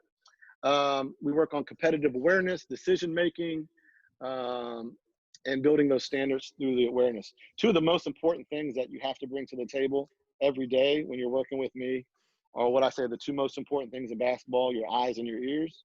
Your eyes to see the floor, see your teammates, see what's happening, and your ears to hear your great coaches or your great parents or your great teachers. So it all connects off the court too. It's a great, great laboratory, this basketball court that we have. All breaks, when we do something big that's 94 feet, every break comes with a skill. So all these things come with a competitive skill, as kind of like, we're not going to run 94 feet, but we're going to do this skill. It's going to be competitive. And it's, there's time for water, but not this time. These things are things that allow you to get individual skill work done, but when your heart rate is elevated from the 94 feet. And some of those things are a lot of ball handling stuff, something I call the crossover tournament, 3-2-1, or the Steph Curry 45 that very few kids can do. And so it's always a challenge. For a week or 10 days, I'll be at a camp, and kids are trying to get this Steph Curry 45 drill, and it's tough. And it shows them that they want to, they want to continue to work and try to win it. It's just like a video game. They want to try to win. Everything we do shooting-wise comes with connective chemistry, ball movement, body movement, even if it's just something that's working on shooting. It has rebounding elements. It has game speed elements. And there's a winner and there's a loser. And, I love camps because there's so many more players that you can pull from. It's sometimes harder when you have I go to some of these practices and I see like, oh, six players showed up, 5 players showed up. Can't do much. At least at even my college, we're gonna have 12 to 15 players, or even a JV and players that'll come up to do things that add to it. And I think that's a huge, advantage is when you can have more people inclusive on that. I think you touched on it. Maybe my introduction is, one of the things that I developed, I think, as a drill is something I call sideliners. I'm hoping to find a way to best share it with the world. I have some ideas. I need to find, someone like I did with the Dick's Sporting Goods that, produce some really high quality videos, because everywhere I go, this is the most important thing that I do. And I'm going to talk about it, and hopefully one day we can be in the same court and you can experience it. It's just one of many things that I do that's connective, but I always joke, this is an absolute joke, right? But it's seriously, how I first kind of like tell coaches about this particular drill, and I'll tell you how it kind of came about. But picture this: if me and Dr. James Naismith were in the same class way back in Springfield, Massachusetts, when basketball was first being, developed, and his presentation was on that basketball that you guys have all probably seen, how terrible basketball was when it first started. And my game would be the one that you're playing right now, because it's more inclusive. It involves more players with more valuable assets to their team. It's just a better game. But not only is it a better game, it's a great teaching tool. I would say, I tell the kids this, I enjoy watching them play some of the games and small-sided games and things that I do more than watching NBA players. I'd rather watch them play these particular small-sided games than watching NBA players play. I love watching them play it, and it creates a great environment of learning for them. And hopefully I get a chance to share this. What it does, it helps them Photoshop their game. The transition drills, the 94 feet drills, the sideliner drills, it Photoshops their game so they don't look as bad when they play 5-on-5. It creates a tempo that's click, click, click, click, click, hunting, a boom. Boom is a basket. It might be a layup, a three-pointer, all those things we talk about in spacing and timing and, hunting those great shots. They got to be able to move that ball. The defense has to see their naked hand.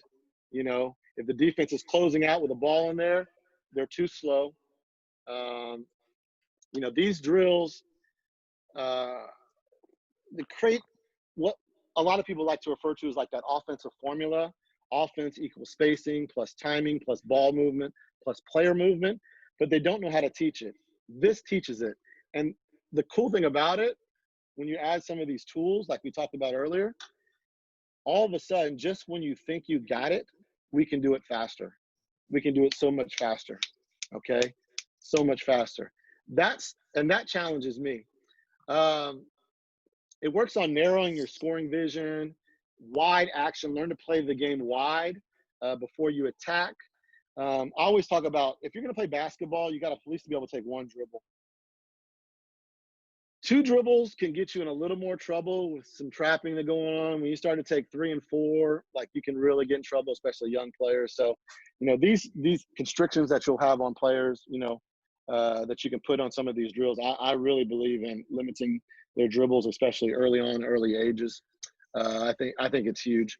One of the things that players they fall into when they're learning positions on the court is they end up being in bad position. You never want to be, have 3 in a row. Ball, defender, and you, all 3 in a row. It teaches them to not stand 3 in a row.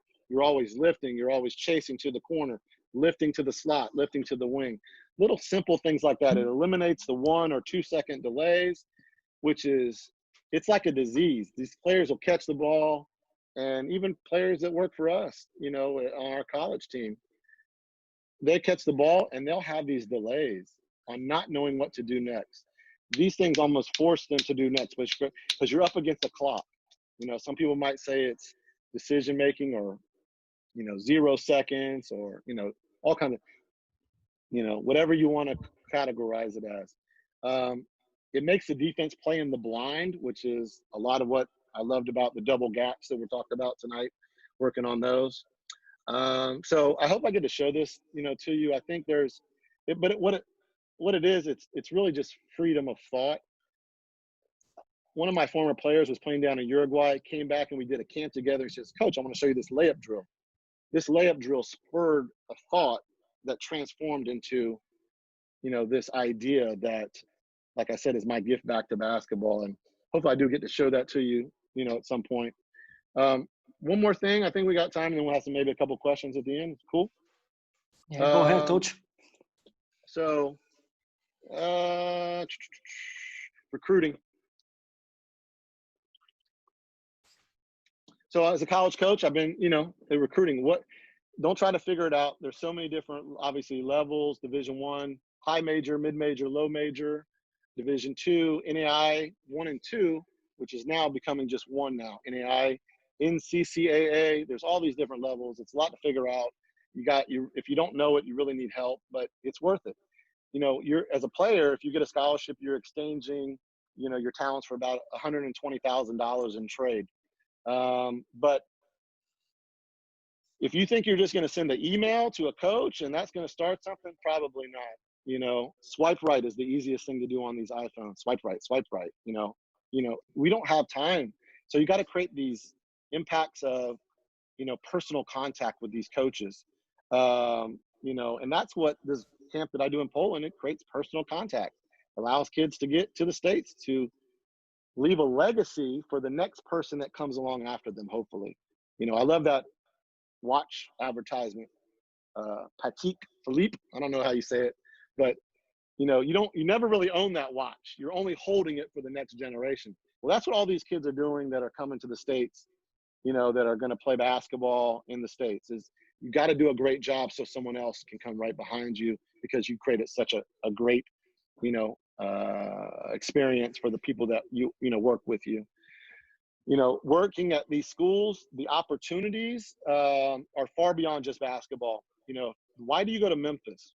You know, you had to play with Penny Hardaway as the coach there, but really, FedEx executives are sitting in that front row, and they might love watching you play, and they might give you a job with FedEx at a high position, you know, if you don't make it in basketball after that, you know, just because they loved you and you brought their kid on the court, you know, to shoot with them.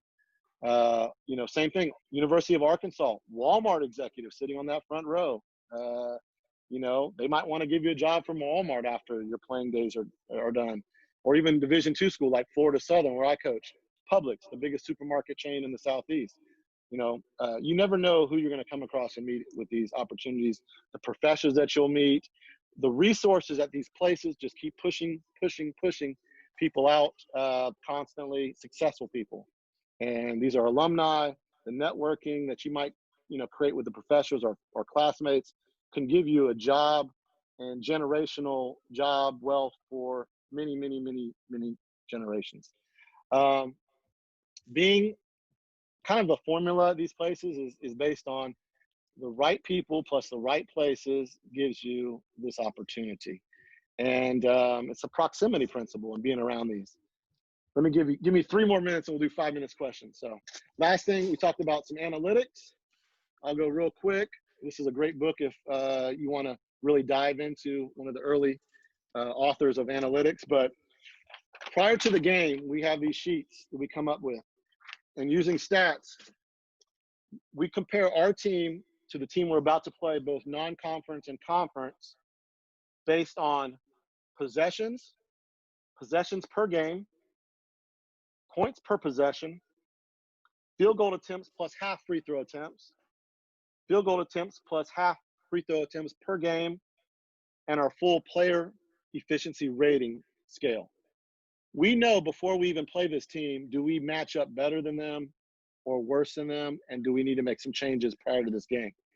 Then the 4 factors, which a lot are talked about, a lot of coaches: effective field goal percentage, turnover percentage, offensive rebound percentage, We also include defensive rebound percentage, free throw attempts and rating, free throw attempts, rating, free throw made rating, free throw rates per possession, and attempts per possession, and free throws made per possession. So those are things that we do chart prior to the game versus our opponent, non-conference, conference, then the first half, the second half, and for the game. And then we see, if you see the yellow is where we won this particular game in those particular categories. The white is where the other team. And then we can total up based on the categories, each particular slot. And so we ended the game winning 10-2. The second half, we won the game 10-1 to 1 tie. So we use this, which creates a championship matrix for our whole season on where we match up against the teams in our conference. In our conference tournament, where are we going to match up? What does it take to win the conference regular season? And then what does it take to win the conference tournament? Will get you an automatic bid to the national tournament. Then we can compare it against all the national championship teams.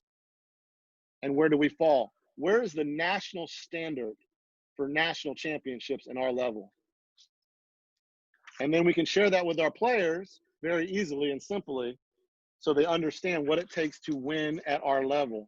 And every game our players get a game grade and a overall season grade, whether it's non-conference or conference.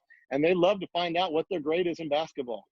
And so those are some simple analytic things that we do as a team that drives us to want to know what it takes to win basketball games at our level. So I prepare for a lot more other stuff, but I never know how things are going to go. But I think we can stop there. We got about 5 minutes, maybe. We can do some questions. Hit me away with them, man. I love questions. Thank you so much, Coach. Fred, passe a bola. Temos aqui uma pergunta. A última, Diogo.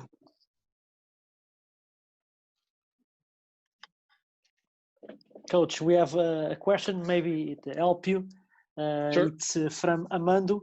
What categories do you have on the game tracking sheets, and how does it function with turfing? What system do you use to note these things on the sheet? For these particular sheets that we have, these are based on our box scores. We use this based on our box scores. We also use Synergy that dives a little deeper into some other categories. But the cool thing about this particular way of just charting our games throughout the season, it tells you a story. It shows trends. And if you do it, if you really dive into the numbers, like it gives you a sense of how things are going in a game and maybe what decisions to make next. As I said, some of the most important ones for us are possessions per game, points per possession. My head coach, he loves field goal attempts and half the free throw attempts. He loves to win that category. I'm not completely sold on that as the most important one, but he loves that one. Our full team, that's all I talked about it before, our players getting a grade. Well, our full team also gets a grade. And our opponent gets a grade too. Effective field goal percentage, which is, factoring in 3 pointers, not just field goals. Turnover percentage, and if we had more time, I could give you the factors on the NCAA tournament, how winning those two categories over the last 2 NCAA tournaments, there's only been one loss. If you win effective field goal percentage and the turnovers, only one team has lost when they've won both of those categories. Offensive rebound percentage, defensive rebound percentage, and then free throws, attempts and makes, that rating percentage. So those are some things that we look at there, game by game, season, and then also throughout the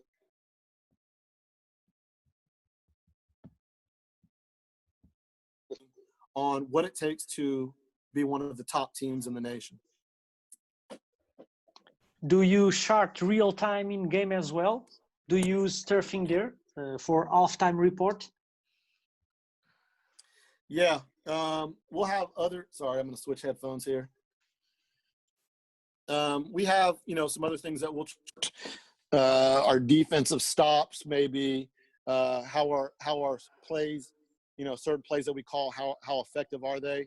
But at halftime, we want to really know: are we winning the possession battle? Are we winning the turnover battle?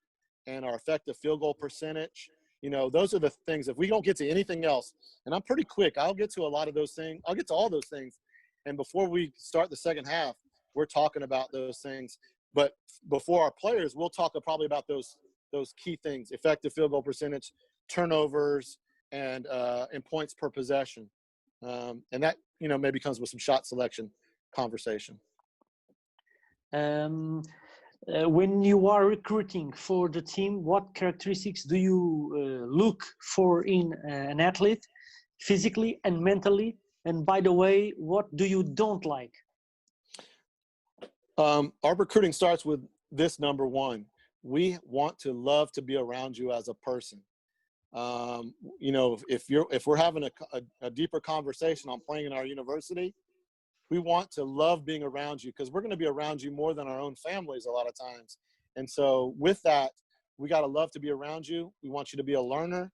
We want to, be open for you to allow us to teach you. So that's number one. Number two, do they fit into what we've already established? My team has been fortunate. We've won with really different teams, conference championships in 3 of the last 5 years, really with completely different teams. And so do you provide a value in a particular role, position for those teams? Florida is very athletic. Florida, we'll get at our school in Florida, we'll get Division I transfers, Division II transfers, JUCO transfers, and Florida has the top JUCO, league in the nation, which I coached 5 years at. Florida is very, very athletic. You might be able to find some places more Midwest that, players aren't quite as athletic, more Princeton offense style base. But in Florida, where I coach, we're getting a cream of the crop of talented athletic players. Fred, go Tony, ahead. Yes. In Portugal, we compete with football. Yes. And I have a question of my friend of north of Portugal. What kind of strategies do you think could be used to bring more kids to play basketball? That's a great question, because a lot of the places I go football is number one. Yeah. France, some of the places in the Caribbean. And so what I'd like to do is encourage coaches to, especially with mine, because even if at the end of the day they still think football is number one, they're going to get a great workout with me regardless. I've had American football players, not soccer, American football players come in just to work out because of the things that basketball players have to do. We are the best athletes on in the world, because we're not just using our legs. We're jumping, we're stopping on a dime, we're lateral movement. And so I always encourage them just to come try. And if nothing, I think they're afraid of the technical and tactical aspects of things sometimes. And if they just come in with a mindset of, I'm going to get a great workout. And you know what?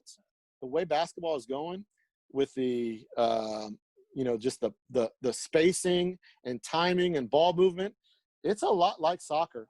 One of my friends in Guadeloupe I was talking to just recently, he always compares me to soccer coaches.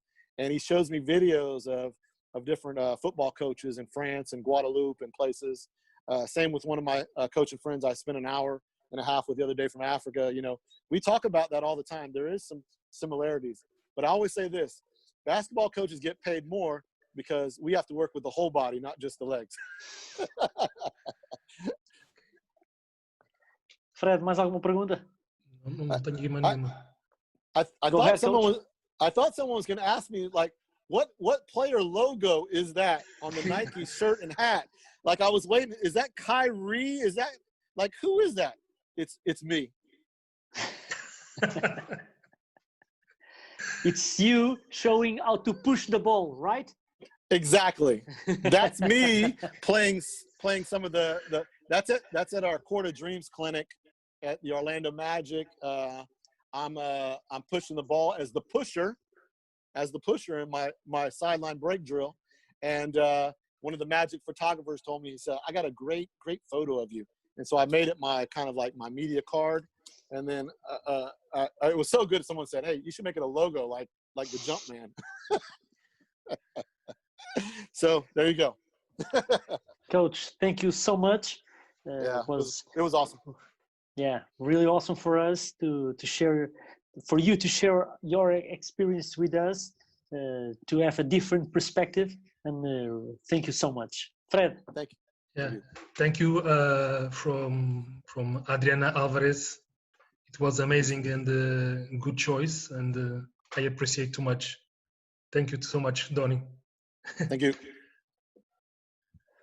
Fred, alguma última palavra para encerrarmos por hoje? Vamos então na próxima sessão de 7 de junho, portanto vamos ter aqui 2 semanas de espaço para preparar a próxima ação que tem a ver com a arbitragem. Depois, brevemente, vocês poderão ver nos locais habituais como é que será feito este webinar, o último, associado à arbitragem, que faz parte também da nossa vida, nosso caminho de basquetebol também.